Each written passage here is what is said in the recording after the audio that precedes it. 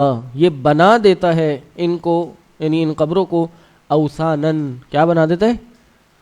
بت بنا دیتا ہے، یعبد یا تعبد من دون اللہ، جس کی اللہ کے سوا عبادت کی جاتی ہے۔ یعنی اگر کوئی کہے بھائی ہم تو صرف کیا کر رہے ہیں، ہم صرف اس کی قبروں کی عزت کر رہے ہیں، قبروں کا احترام کر رہے ہیں، ہم ان کی عظمت بیان کر رہے ہیں، ہم کوئی شرک تو نہیں کر رہے، ہم ان کی عبادت تھوڑی کر رہے ہیں، ہم تو ان کے پاس جا کے اللہ کی عبادت کر رہے ہیں، ہم ان کے پاس جا کے ذبح کر رہے ہیں، ہم ان کے قریب جا کے صدقے خیرات کرتے ہیں، ان کی عبادت تھوڑی کر رہے ہیں۔ تو انہوں نے چیپٹر یہ باندھا ہے کہ بھائی ان کی قبروں کی ذات میں غلو کرنا، یہی در حقیقت ان کو بت بنا دینا ہے اللہ کے سوا۔ بنا دے گا، ایک وقت آئے گا کہ بن جائے گی، اور اسی لیے انہوں نے یہ چیپٹر باندھا ہے۔ کہتے ہیں کہ نیک لوگوں کی ذات میں غلو کرنا، یہ کیا ہے؟ غلو کی سب سے بدترین صورت کیا ہے؟ نیک لوگوں کی ذات میں غلو کرنا۔ اور ان کی غلو کی، یعنی صالحین کی ذات میں غلو کرنے کی سب سے بدترین صورت کیا ہے؟ کہ ان کی قبروں کے معاملے میں غلو کرنا ہے۔ صحیح ہے، اور یہ حقیقت ہے، اور یہ ایک زمانے سے چلتا اور ہوتا ہوا آ رہا ہے۔ اچھا، ادھر دو باتیں ہیں۔ ایک معاملہ تو یہ ہے کہ نبی علیہ السلام کی امت میں سے جو ایک جمع غفیر عوام ہے، قوم ہے، اس کا شرک میں پڑنے کا جو سبب ہے نا، وہ قبروں میں غلو کرنا ہے۔ یعنی اس چیپٹر سے ہمیں پتہ چلتا ہے کہ قبروں میں حد سے بڑھ جانا، یہ اس امت میں بھی شرک کی ایک بہت بڑی وجہ، بہت بڑی بنیاد ہے۔ اور دوسری وجہ یہ ہے کہ نبی علیہ السلام نے ہر اس چیز کے ذریعے کو بند کیا ہے، ہر اس راستے کو بند کیا ہے جو شرک کی طرف لے کے جاتا ہے۔ صحیح؟ تو پھر اور اسی طرح نیک لوگوں کی قبروں کے پاس اللہ کی عبادت کرنے کو بھی منع کیا۔ کیوں؟ ہاں، کیونکہ یہ ذریعہ بن جائے گا کس چیز کا؟ آگے بڑھ جانے کا۔ صحیح، یعنی یہ بھی شرک کی طرف چلا جائے گا۔ تو یہ جو چیپٹر ہے، یعنی باب ما جاء ان الغلو فی قبور الصالحین، قبروں کے معاملے میں غلو کرنا یہ حرام ہے، یہ ناجائز ہے، کسی صورت بھی جائز نہیں ہے۔ قبروں میں غلو کیا ہوگا؟ غلو کیا ہوتا ہے؟ نہیں، غلو کا کیا مطلب ہے؟ حد سے بڑھ جانا، حد سے بڑھ جانے کو غلو کہا جاتا ہے۔ جید، قبروں میں حد کیا ہے؟ جو شریعت نے بتا دیا۔ شریعت نے کیا بتایا ہے؟ قبر جو ہے کچی ہو، پکی نہ ہو، اور ایک بالش سے لے کے ایک ذراع تک کی ہائٹ ہو، اس سے اوپر کی قبر نہ ہو، اور لکھا نہ جائے اس پہ بیٹھا نہ جائے، اس کی طرف رخ کر کے نماز نہ پڑھی جائے، اس کے اوپر نماز نہ پڑھی جائے، اس کے دائیں بائیں نماز نہ پڑھی جائے، اور آج بھی دو تین حکم آ رہے ہیں، اور اس پہ دیے نہ جلائے جائیں، چراغاں نہ کیا جائے۔ اور ہمارے یہاں سب سے زیادہ روشن کیا جگہ ہوتے ہیں؟ مزارات۔ آپ کے مالز بھی شاید اتنے روشن نہیں ہوں گے جتنے مزار روشن ہوتے ہیں۔ گنبد کے اوپر بھی لائٹ، گنبد کے نیچے بھی لائٹ، میناروں پہ بھی لائٹ، باہر بھی لائٹ، ہری لائٹ، لال لائٹ، پیلی لائٹ، سفید لائٹ۔ ہاں، وہاں بھی ہو جاتی نہیں، وہاں اندر جانا منع ہے، مطلب جانے دیتے نہیں، ورنہ یقیناً اندر بھی کچھ نہ کچھ ہوگی لائٹ وائٹ کہ کبھی جانا پڑ جائے۔ تو یہ حد سے بڑھ جانا ہے، یہ آج ہم پڑھیں گے، یہ دو مسئلے اب آج ہم پڑھیں گے۔ یعنی تاریخ گواہ ہے کہ جب بھی قبروں کے معاملے میں حد سے بڑھا گیا، لوگ اس میں شرک میں مبتلا ہو گئے، اور یہ نبی علیہ السلام کی حدیث ہے۔ نبی علیہ السلام نے اس لیے اپنی قبر کے بارے میں بھی کہا، بھائی میری قبر کو بت نہ بنانا جس کی عبادت کی جاتی ہے۔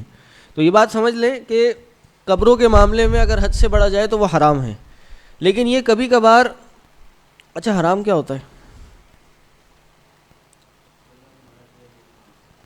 اللہ کے نبی صلی اللہ علیہ وسلم نے کسی کام سے منع کیا ہو. اچھا, مکروہ جو ناپسند ہو, ہاں جس چیز کو چھوڑ دو. بھائی مکروہ اور حرام میں کیا فرق ہے؟ حرام ناپسندیدہ نہیں ہوتا, مکروہ تو لغوی ترجمہ ہے ناپسندیدہ. جی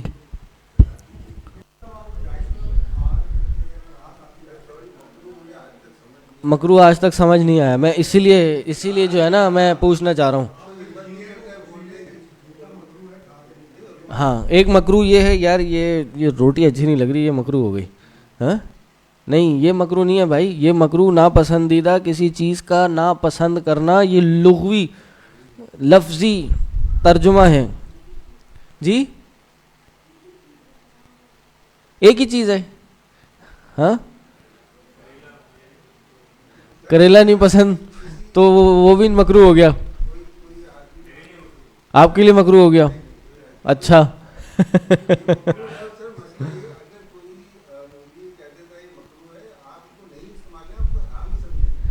اچھا اچھا, حلال ہے یا حرام ہے, بیچ کی کوئی چیز نہیں ہے. اوکے صحیح ہے.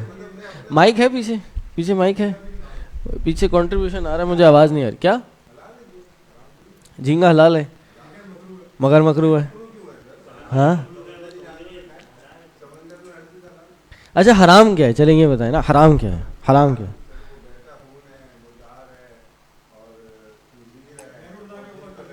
یہ تو مثالیں ہیں, اقسام ہیں, تعریف کیا ہے حرام کی؟ صرف کھانا حرام ہے؟ کچھ بھی کرنے سے منع کر دیا وہ حرام ہے. ہاں آپ کیا کہہ رہی ہیں؟ ہاں یہ ہے تعریف, کہ جس کے کرنے پہ گناہ ہے لیکن چھوڑنے پہ ثواب ہے. ٹھیک, اور ثواب بھی بہت زیادہ ہے, اور کرنے پہ گناہ بھی بہرحال ہوتا ہے, اور کسی میں بہت زیادہ ہوتا ہے کسی میں ہوتا ہے. مائک نہیں چل رہا بھائی, اس کو کرائے نا تاکہ پیچھے سے بھی آواز آئے. تو یہ حرام ہے.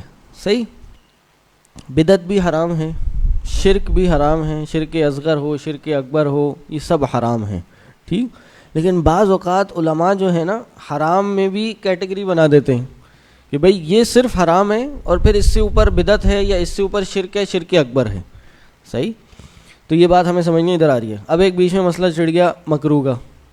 صحیح, مکروہ کیا ہے؟ مکروہ کی تعریف یہ ہے کہ جس کے کرنے پہ کچھ بھی نہ ہو, کوئی مسئلہ نہیں ہے, لیکن چھوڑنے پہ ثواب ہو. نہ کیا جائے تو بہتر ہے, نہ کرنے پہ ثواب ہے. اب آپ کہیں گے مثال دیں, ہیں مثال دیں, نہیں سمجھ آئی. بھائی کسی نے آپ کے 10,000 روپے چرا لیے, آپ کو پتہ ہے یہ بندہ ہے, اور میں اس کو پولیس اسٹیشن لے جاؤں گا اور اس پہ مقدمہ ڈالوں گا. پولیس والے تھوڑی سی ادھر ادھر لگائیں گے الٹے سیدھے, یہ 10,000 روپے مجھے دے دے گا. یا پھر زیادہ آپ کسی نے بھائی آپ کی پراپرٹی پہ قبضہ کر لیا, آپ کورٹ چلے گئے, آپ نے جو ہے وہ کرا دیا. آپ کا حق ہے, اگر آپ لڑیں تو کوئی گناہ ہے آپ پہ؟ جی, لیکن اگر آپ چھوڑ دیں, اس شخص کو معاف کر دیں, ثواب ہے یا نہیں؟ نبی علیہ السلام کی حدیث ہے کہ میں اس شخص کے لیے جنت میں ایک گھر کا ضامن ہوں کہ جو لڑائی جھگڑے کو چھوڑ دے. من ترک نزاعا ان کان محقا, وہ لڑائی جھگڑے کو چھوڑ دے اگرچہ حق پہ کیوں نہ ہو. صحیح, تو یہ دلیل بھی ہے مکروہ کی اور مثال بھی ہے. اس طرح اور بہت ساری مثالیں ہیں, ہم نے پڑھا تھا. ہاں جی, اچھا اسی کو کلیئر کریں, حقوق العباد میں آ گیا. بھائی جس نے چوری کیا اس کے لیے تو حرام ہے نا, لیکن آپ اگر اس کو معاف کر دیں, یار جان دیا کوئی 10,000 روپے نا چھوڑ دو, میں نے معاف کیے, آپ کو ثواب ملے گا نہیں ملے گا؟ اچھا, اور اگر آپ اس سے لڑکنے سے مراد آپ اس سے صحیح طریقے سے آپ اس سے پیسے نکلوا لیں, آپ پہ کوئی گناہ ہے؟ میں نے ابھی مکروہ کی کیا تعریف بیان کی کہ اگر آپ وہ کام چھوڑ دیں تو کیا ہوگا؟ ثواب ملے گا, اور اگر آپ وہ کام کریں گے تو کوئی مسئلہ نہیں ہے.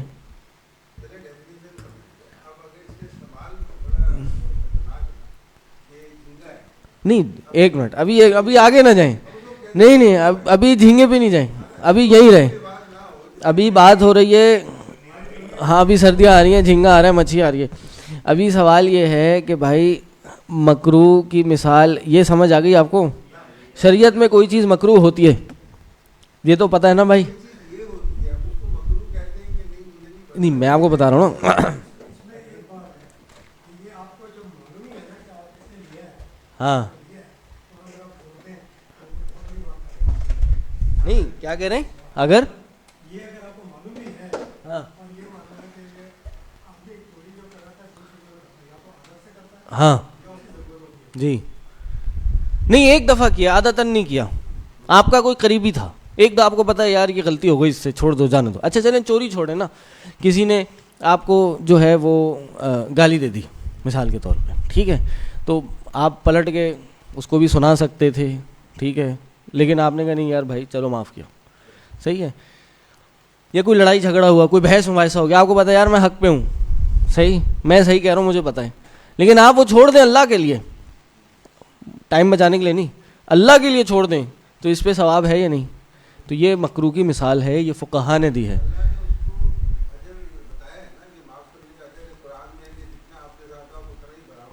ہاں تو معاف کرنا مستحب ہے, معاف کرنا مستحب ہے, اور یہاں پہ لڑائی کرنا مکروہ ہے. آ رہا ہوں آہستہ آہستہ آ رہا ہوں, آپ کو پہلے بھی پڑھایا تھا میں نے. آپ نے نظر کا چیپٹر پڑھا تھا, نظر کیا ہے؟ نظر ماننا. جی نظر اگر نہ مانی جائے تو اس پہ ثواب ہے, ٹھیک ہے, اور مان لیں تو کوئی مسئلہ نہیں ہے, نہ مانے تو ثواب ہے. اسی طرح دم طلب کرنا, یہ آپ لوگ کو مثالیں پڑھائی ہوئی اس لیے یہی مثالیں دے رہا ہوں. دم طلب کرنا, کسی سے کروانا, اگر کر لیں کوئی مسئلہ نہیں ہے, کوئی گناہ نہیں ہے, لیکن اگر نہ کریں, طلب نہ کریں, اگر دم کسی سے کروائے نہیں تو کتنا ثواب ہے آپ سب کو پتہ ہے. 70,000 کی لسٹ میں انسان داخل ہو جائے گا جو بغیر حساب اور عذاب کے جنت میں چلا جائے گا, صحیح. اسی طرح جسم کو داغنا علاج کے لیے, یہ بھی کیا ہے؟ یہ مکروہ ہے, صحیح. یہ ساری چیزیں کیا ہیں؟ یہ مکروہ کی تعریف میں آتی ہیں کہ جس کے کرنے پہ کچھ نہ ہو, چھوڑنے پہ ثواب ہو. اب یہ ثابت کس طرح ہوتا ہے یہ بھی سن لیجئے. یہ ثابت اس طرح ہوتا ہے کہ نبی علیہ السلام نے یہ کرنے سے منع کیا ہو, یہ کرنے سے منع کیا ہو. اور ابھی یہ ادھر بھی آ رہا ہے, یہ ابھی اسی چیپٹر میں بھی ایک موقف اسی چیز کا ہے, ابھی بتاتے ہیں آپ کو, کہ نبی علیہ السلام نے کرنے سے منع کیا ہو لیکن اس کو چھوڑنا لازمی قرار نہ دیا ہو. یہ بہرحال اصول فقہ کی کلاسیں ہیں, یہ جب اصول فقہ آپ لوگ پڑھیں گے کبھی تو اس میں تفصیل سے پڑھیں گے. یہ میں ابھی چلتے چلتے مسئلہ آ گیا تو میں بتا رہا ہوں. نبی علیہ السلام نے چھوڑنے کا حکم دیا ہو لیکن اس کو لازمی چھوڑنا لازمی قرار نہ دیا ہو, یہ کیا ہوتا ہے؟ یہ مکروہ ہوتا ہے. اور حرام کیا ہوتا ہے؟ اس کی تعریف یہی ہے کہ نبی علیہ السلام نے چھوڑنے کا حکم دیا ہو اور چھوڑنا لازمی قرار دیا ہو, صحیح. یہ بس فرق ہے حرام اور مکروہ میں, کہ چھوڑنا لازمی نہ ہو اور اس میں لازمی ہو, صحیح. اب کیسے پتہ چلے گا کہ لازمی قرار نہیں دیا؟ اس کے بھی بہت طریقے ہیں. ایک طریقہ یہ ہے, نبی علیہ السلام نے کہا یہ نہیں کرو, نبی علیہ السلام نے کہا یہ نہ کرو, صحیح. اور ہمیں پھر دیگر صحابہ سے مل جاتا ہے کہ وہ یہ کام کرتے تھے, یا کس صحابہ سے مل جاتا ہے, یا نبی علیہ السلام نہیں, نبی علیہ السلام سے تو نہیں, لیکن دیگر صحابہ کو کسی صحابی کو نبی علیہ السلام نے اجازت بھی دے دی, صحیح ہے. تو اس لیے اس سے پتہ چل جاتا ہے کہ نبی علیہ السلام نے جب منع کیا تھا نا تو وہ لازمی طور پہ منع نہیں کیا تھا, صحیح ہے. اس کو کہتے ہیں مکروہ, صحیح. اور اس کی بہت ساری مثالیں ہیں. اب یہ فقہا نے کچھ خاص طور پہ فقہ حنفیہ میں یہ مکروہ کی ڈیفینیشن ان کی لغوی اعتبار سے انہوں نے لے لی ہے, صحیح ہے, کچھ جگہوں پہ, صحیح. تو اس میں آ کے یہ جھینگا بھی اور یہ چیزیں, اور اس کو بھی بعض لوگ مکروہ کہہ دیتے ہیں, صحیح. تو وہ تو ایک فقہی بحث ہے کہ سمندر میں جو کچھ ہے وہ حلال ہے ہمارے لیے, الا یہ کہ اس کی واضح حرمت کی دلیل آ جائے, ٹھیک ہے. تو اس لیے اس پیرائے میں اب آپ سب چیزیں ڈال کے دیکھ لیجئے, اس میں قبروں کی زیارت کے بھی معاملے میں ہے یہ معاملہ, ٹھیک ہے. نہیں جھینگا کھانا جائز ہے, یہ خواہ مخواہ مشہور کیا ہوا ہے کہ جھینگا کھانا ناپسندیدہ ہے. اگر نبی علیہ السلام نے کوئی چیز ناپسند کی ہے, اگر ناپسند کی ہے, ٹھیک ہے, تو وہ دیکھا جائے گا وہ کس صورت میں ناپسند کی ہے، صحیح، اس حساب سے اس کا حکم لگایا جائے گا. اگر نبی علیہ السلام نے اپنے بشری طور پر اس چیز کو ناپسند کیا ہے تو پھر اس کا کوئی شرعی حکم نہیں بنتا کہ نبی علیہ السلام نے ناپسند کیا. اگر نبی علیہ السلام نے شرعی طور پر کوئی چیز ناپسند کی ہے تو پھر وہ ہمارے لیے حلال نہیں ہے. ٹھیک ہے، یہ بات بھی سمجھ لیجئے. تو جی نہیں ملتی ہے. یہ جو سانڈا ہوتا ہے، کیا کہتے ہیں اس کو، وہ نبی علیہ السلام نے نہیں کھایا. ہاں صحابہ کھا رہے تھے. تو جی یہی بات ہے، نبی علیہ السلام نے منع نہیں کیا تھا، انہوں نے خود اپنے ذاتی طور پہ اس کو پسند نہیں کیا. ٹھیک ہے، ہمارے لیے حلال ہے، کھا سکتے ہیں. جی جی ہاں، تو یہ بھی بشری طور پہ پہنتے تھے جی، پسند تھیں یہ چیزیں. تو نبی علیہ السلام کی محبت میں آ کے تو یہ کام آپ کر سکتے ہیں، صحیح. ہاں لیکن ایک شرعی حکم لگا کے یہ کام کرنا یہ بہرحال نہیں کیا جا سکتا. ٹھیک ہے. تو اسی طرح یہ زیارت قبور ہے، یہ زیارت قبور کہہ رہا ہوں، قبروں میں غلو کرنا، اس کے 3 حکم ہیں. ایک ہے حرام، ایک ہے بدعت، اور ایک ہے شرک اکبر. ایک ہے حرام، ایک ہے بدعت، اور ایک ہے شرک اکبر. شرک اکبر کب ہوگا؟ ہاں نہیں، الہ کیا، قبر کو تو الہ نہیں مان رہے، لیکن آپ قبر پہ جا کر قبر والے سے مدد مانگ رہے ہیں، الہ بنا رہے ہیں اس کو. ٹھیک، تو یہ کیا ہے، یہ قبروں میں غلو کرنا شرک اکبر بن جائے گا. صحیح. دوسرا، آپ قبروں کی جو جگہ ہے ادھر جا کر اللہ کی عبادت کر رہے ہیں اس عقیدے کے ساتھ کہ ادھر عبادت کرنا زیادہ افضل ہے.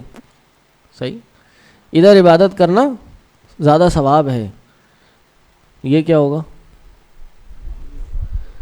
حرام تو سب کچھ ہے، غلو تو ہے، غلو حرام ہے. یہ بدعت ہے، یہ بدعت ہے، یہ کہہ لیجیے شرک اصغر ہے. کیوں؟ کیونکہ یہ آپ کو اس جگہ کی فضیلت شریعت سے ثابت نہیں ہے جو آپ نے فضیلت بنا لی. صحیح، یہ بدعت ہے. اور تیسرا ہے حرام، وہ ہے کہ آپ قبر کے پاس جا کے عبادت کریں، عقیدہ یہ نہ ہو کہ ادھر عبادت کرنا افضل ہے، محض وہاں پہ عبادت کریں. صحیح. تو یہ کیا ہے، یہ بھی غلو ہے، اور یہ حرام کے حکم میں، یعنی یہ جائز نہیں ہے. صحیح. تو پہلی دوسری قسم بھی حرام ہی ہے، کیونکہ نبی علیہ السلام نے منع کیا، نہ کرنے پہ ثواب، چھوڑنے پہ گناہ ہے، اور بہت زیادہ گناہ ہے. تو تیسری قسم ان 2 سے ذرا کم ہے، تو اس کو ہم بدعت کی کیٹیگری میں تو نہیں لائیں گے، لیکن عام کبیرہ گناہوں میں ضرور لائیں گے اس کو. بات سمجھ آ گئی؟ اسی طرح آپ قبر کے پاس جا کے صدقہ کریں، قبر والے کے لیے اگر صدقہ کریں، اس کی قربت مقصود ہو، لنگر بانٹیں وہاں جا کر، دیغ چڑھائیں عبداللہ شاہ غازی کے نام کی، حسین کے نام کی نیاز بانٹیں، اور آل بیت کے نام کی نیاز بانٹیں. عقیدہ یہ ہو کہ ان کے قریب ہو جائیں. 11ویں شریف میں اس کا شاہ عبد القادر جیلانی کا جو ہے ان کے نام پہ کھانا بٹوائیں، کہ ان کی قربت حاصل کریں. اچھا، یہ کہتے ہیں کہ بھائی ہم تو ایصال ثواب کر رہے ہیں. ایصال ثواب تو آپ اپنے باپ دادا کے لیے نہیں کر سکتے؟ بالکل کر سکتے ہیں. تو ان کے لیے کیا مسئلہ ہے؟ تو اس کا جواب میں پہلے بھی دے چکا ہوں کہ بھائی ایصال ثواب کا جب آپ کیوں کر رہے ہیں ان کے لیے یہ بتائیں نا، آپ کیوں کر رہے ہیں. یقیناً آپ کے دل میں ان کے لیے کوئی نہ کوئی یہ ہے کہ آپ کے کرنے سے وہ آپ کو فائدہ دیں گے، ورنہ آپ کے ایصال ثواب کے زیادہ حقدار تو آپ کے اپنے ماں باپ ہیں، دادا دادی ہیں. وہ جو عبد القادر جیلانی نے جن کے ہاتھ پر جو ہے 70-80 ہزار لوگ اسلام لے آئے، ان کو کیا ضرورت ہے آپ کے عقیدے کے بقول؟ وہ تو حسن حسین ہیں رضی اللہ عنہ، نبی علیہ السلام کے نواسے ہیں، جنت کے نوجوانوں کے سردار ہیں، شہید ہیں، شہیدوں میں بڑا اعلیٰ درجہ ہے ان کا، بڑے ظلم کے ساتھ ان کو شہید کیا گیا، یہ ہمارا عقیدہ ہے. تو بھائی ان کے درجات تو بہت بلند ہیں. تو بھائی بہتر یہ ہے کہ آپ ایصال ثواب ان کو کریں جن کو زیادہ ضرورت ہے. صحیح.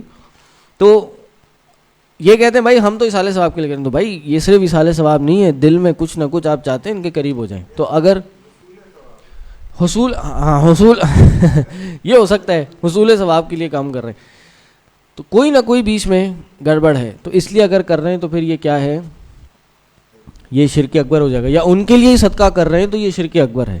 اور اگر اس جگہ کی فضیلت کے لیے کر رہے ہیں صدقہ لیکن اللہ کے لیے کر رہے ہیں کہ بھئی یہ مزار ہے، اوہو دیکھو یہاں کتنے غریب لوگ ہوتے ہیں، کتنی مقدس جگہ ہے، یہاں غریب لوگوں کو کھانا بانٹ دو، تو یہ کیا ہے؟ یہ کیا ہو جائے گا؟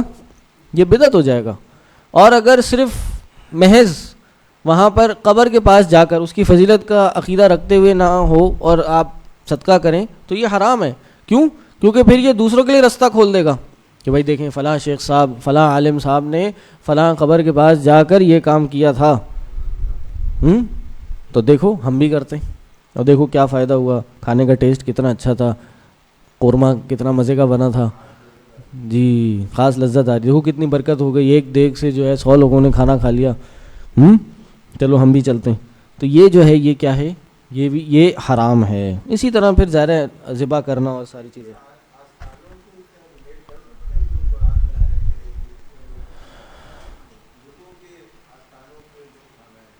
بتوں کے آستانوں پہ جو کھانا ہے، ہاں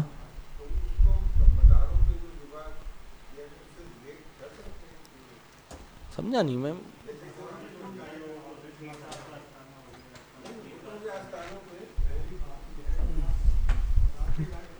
نہیں جب مزار پہ جا کے نہیں کر سکتے،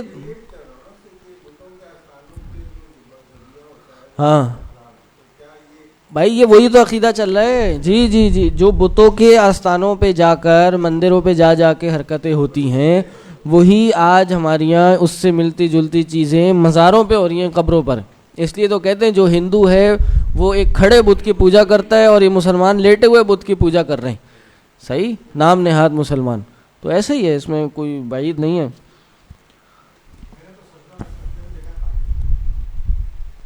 سجدہ کرتے ہوئے دیکھیں، ہاں وہ کہتے ہیں ہم تعظیمی سجدہ کریں. اب اس کی بھی تعویل ہے، سجدہ ہم کر رہے ہیں تعظیمی سجدہ ہے. یہ کہتے ہیں قرآن میں ثابت ہے تعظیمی سجدہ.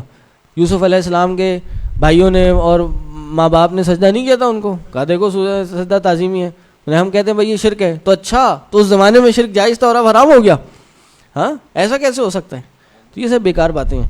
یہ شریعت نے سجدہ تعظیمی حرام قرار دے دیا ہے، اور اگر آج ہم کسی کی تعظیم میں کوئی کام کریں گے تو وہ مطلقاً حرام ہے. ٹھیک، اور وہ شرک کی طرف لے جائے گا ہمیں. سمپل سی بات ہے. تو بہرحال یہ معاملہ کلیئر ہو گیا اس کے تعلق سے. اسی طرح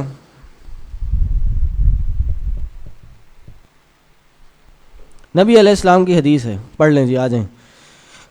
روا مالک فی الموطا، موطا کی حدیث ہے. موطا کیا ہے؟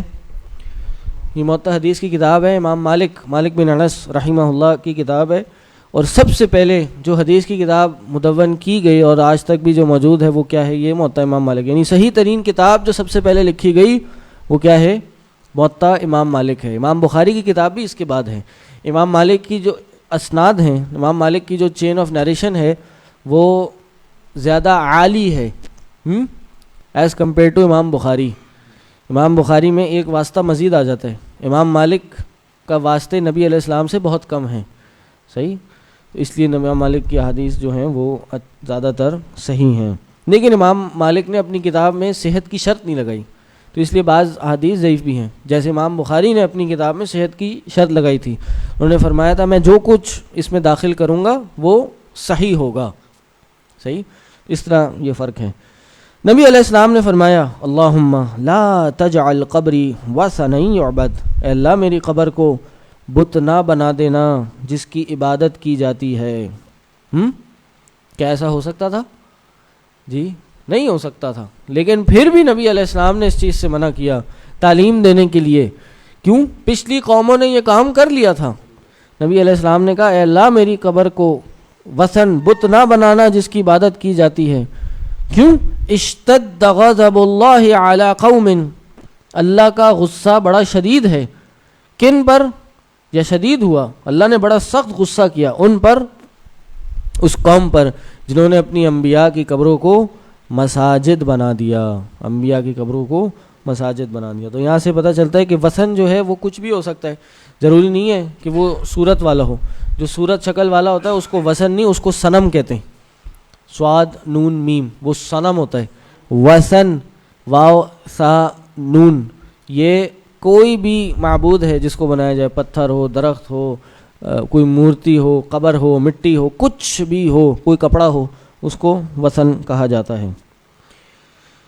یہ حدیث صحیح ہے۔ یہ روایت جو ہے یہاں پہ اس سند سے یہ ضعیف ہے، لیکن دیگر اور روایتیں ملتی ہیں اس سند سے یہ حدیث صحیح ہے۔ امام البانی رحمہ اللہ نے اس کو حسن کہا ہے، شیخ احمد شاکر اور شیخ ارناؤت نے کہا ہے کہ یہ اس کی اسناد جو ہے وہ بھی قوی ہیں، مضبوط ہیں۔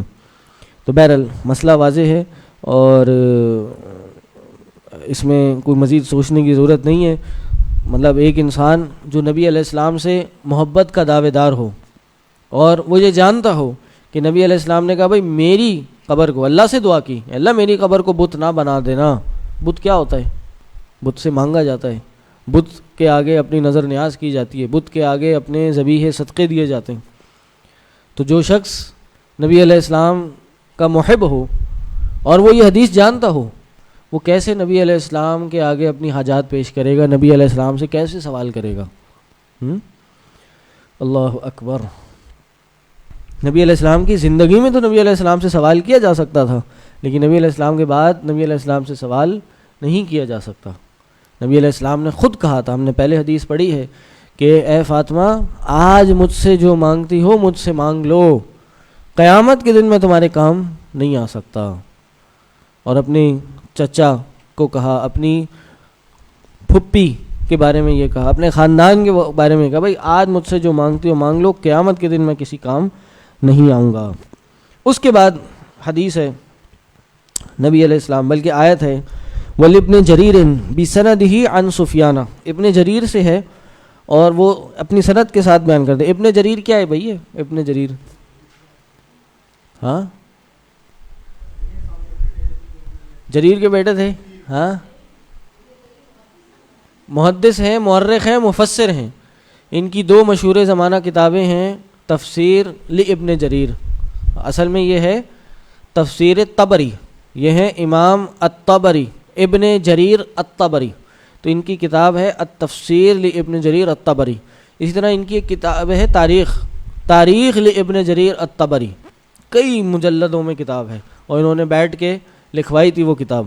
کہتے ہیں کہ انہوں نے غالباً تفسیر یا تاریخ اپنے طلباء کو لکھوائی تو وہ تو بھائی سینکڑوں جلدوں میں چلی گئی تھی، سینکڑوں جلدوں میں۔ تو ان کو کسی نے کہا بھائی آپ اس کا اختصار کیجئے، تو پھر آج یہ کتاب کوئی 10 12 15 جلدوں میں ہے۔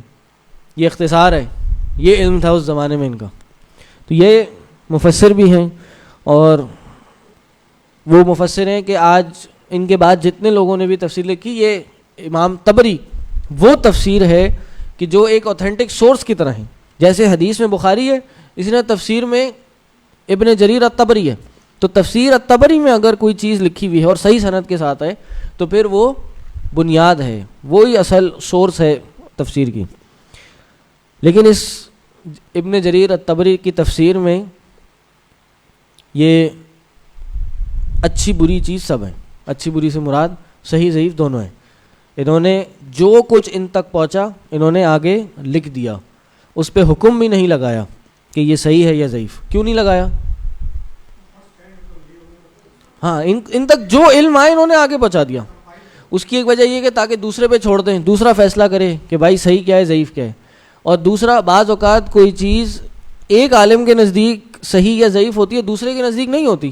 ہو سکتا ہے کوئی چیز ان کے نزدیک ضعیف ہو اور وہ دوسروں کے نزدیک صحیح ہو، اور یہ ضعیف سمجھ کے اس کو اس میں داخل ہی نہ کریں، اور ہو کیا کہ وہ علم رہ جائے آگے بیان کرنے سے، تو یہ سب اس کے اندر داخل کر دیتے ہیں۔ لیکن بہرحال اس سے بہت اس موقع سے فائدہ اٹھایا ہے ہمارے دین کے فرقوں نے، اور ان کی تفاسیر سے وہ آیتیں جو ضعیف روایات سے ہیں وہ اٹھا کے بیان کرنا شروع کر دیں، اور اپنی منمانی من گھڑت روایتیں تفسیر میں بیان کرنا بھی شروع کر دیں، تفسیر کرنا شروع کر دیں۔ تو یہ کہتے ہیں سند سفیان سے عن منصور عن مجاہد، اور مجاہد سے ہے۔ یہ مجاہد کون ہے؟ یہ امام مجاہد ہیں، اور کس کے شاگرد ہیں؟ یہ تابعی ہیں، یہ شاگرد ہیں عبداللہ ابن عباس کے، اور کہتے ہیں کہ انہوں نے 2 بار پورا قرآن آیت با آیت امام حضرت ابن عباس جو مفسر قرآن ہیں ان کے آگے پیش کیا اور ان کے ایک ایک آیت ان سے سیکھی ہے حضرت ابن عباس سے. یعنی امام مجاہد کی جو تفسیر ہے کہہ لیجیے وہ موسٹ اوتھینٹک تفسیر ہے. مجاہد کا کوئی قول ہے تو سمجھے وہ ابن عباس کا قول ہے, اور ابن عباس رضی اللہ عنہ کا کوئی قول ہے تو پھر وہ سمجھے وہی اصل حق تفسیر ہے اس آیت کی. کہا کہ اس آیت کے بارے میں افرأیتم اللات والعزی, کہ آپ نے لات اور عزیٰ کو نہیں دیکھا؟ یہ لات اور عزیٰ اس زمانے کے دو بت تھے. والمناۃ الثالثۃ الاخری, اور منات وہ تیسرا بت تھا. کہتے ہیں کانا یلت لہم السویق, یہ لات جو تھا یہ اصل میں ایک بندہ تھا, نیک بندہ تھا, اور یہ لوگوں کو ستو پلایا کرتا تھا. حج کے موسم میں, حج کے زمانے میں لوگ دور دور سے حج کے لیے آتے تھے تو یہ ان کے لیے ستو بنایا کرتا تھا. ستو کس چیز کا؟ یہ جو کا اس میں کچھ پانی ملا کر, کچھ کھجور ملا کر, کچھ مزید آئٹم ملا کر ایک اچھا سا ایک شربت بنتا تھا, بڑا اس کے اندر غذائیت ہوتی تھی, وہ پلایا کرتا تھا. تو کیا ہوا؟ فماتا, مر گیا. فعاکفوا علی قبرہ, تو اس کی قبر پہ جا کے بیٹھنا شروع ہو گئے. عاکفوا, مجاہد کی تفسیر کیا ہے؟ عاکفوا, یہ اس پہ جا کے بیٹھنا شروع ہو گئے, صرف بیٹھنا شروع ہو گئے. اور آج کیا ہوا؟ یہ لات بت بن گیا جس کی عبادت کی جاتی تھی, اس کے لیے نظر نیاز اور ذبیحے کیے جاتے تھے. وَقَذَا قَالَ ابو الجوزاء, اسی طرح ابو الجوزاء نے کہا ہے, وہ اپنے عباس سے بیان کرتے ہیں, کانا یلت السویق للحاجی, وہ حاجیوں کے لیے یہ سویق یعنی یہ پلایا کرتا تھا, ستو پلایا کرتا تھا. اور یہ ابو الجوزاء بھی ثقہ تابعی ہیں, تابعین میں سے ہیں. تابعی کون ہوتا ہے؟ جس کی ملاقات صحابہ کرام رضی اللہ عنہم سے ہو. تیسری حدیث عن ابن عباس رضی اللہ عنہما, حضرت عبداللہ بن عباس رضی اللہ عنہ سے مروی ہے, کہا لعن رسول اللہ صلی اللہ علیہ وسلم زائرات القبوری, اللہ کی لعنت ہے قبروں کی زیارت کرنے والیوں پر. والمتخذین علیہ المساجد, اور ان پر جو اس پہ مسجدیں بناتے ہیں. والسروجا, اور جو اس پہ چراغ دگاتے ہیں اور دیے جلاتے ہیں. اللہ اکبر. زائرات القبور, عورتوں کی قبروں کی زیارت کرنے کا حکم. یہ بات سمجھ لیں کہ عورتوں کی قبروں کی زیارت کرنا اس حدیث کی روح سے ناجائز ہو گیا مطلقاً, کہ اللہ کے نبی صلی اللہ علیہ وسلم نے لعنت کی ہے ان عورتوں پر جو قبروں کی زیارت کرتی ہیں. صحیح. لیکن یہ زائرات کا جو لفظ ہے نا, یہ ضعیف ہے. یعنی یہ روایت جو اس سند سے آئی ہے یہ ضعیف ہے.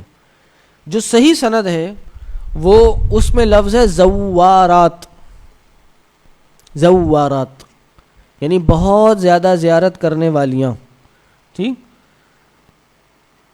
بات سمجھ آ رہی ہے؟ ہاں.